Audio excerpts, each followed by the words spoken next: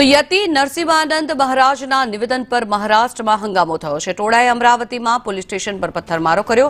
પથ્થરમારામાં 8 થી 10 પોલીસ કર્મચારીઓ ઘાયલ થયા છે, ત્યારે લાઠીચાર્જ પણ કરવામાં આવ્યો છે। પોલીસે ટોળાને કાબૂમાં લેવા માટે ટીયર ગેસના શેલ પણ છોડ્યા છે। 1 કલાકના સંઘર્ષ બાદ સ્થિતિ કાબૂમાં આવી હતી। પોલીસના 4 થી 5 મોટા વાહનો પર તોડફોડ કરવામાં આવી છે। 10 થી 15 મોટરસાયકલમાં તોડફોડ કરી નુકસાન પહોંચાડવામાં આવ્યું। પથ્થરમારો અને તોડફોડ કરનારની ઓળખ કરવાની પણ શરૂઆત કરવામાં આવી છે। જો કે સુરક્ષાના કારણોસર એસઆરપીની 2 પ્લાટૂન પણ તૈનાત કરી દેવામાં આવ્યા છે।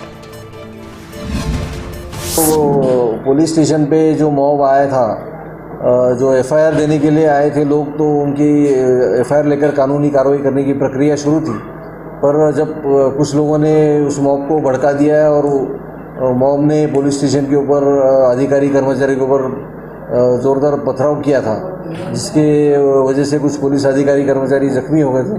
अचानक हुए इस हमले के वजह से पुलिस अधिकारियों ने जो उसके बाद सभी पुलिस स्टेशन को अलर्ट किया।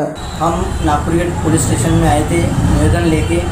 हमने वहाँ पे सबसे बात की है कि हमारी एफआईआर दर्ज करो, तो वो एफआईआर दर्ज करने के लिए मान गए हैं। वो अभी जो है हमें एफआईआर कॉपी देने के लिए तैयार है, तो उसी की प्रोसीजर चालू है। ठीक है, धन्यवाद।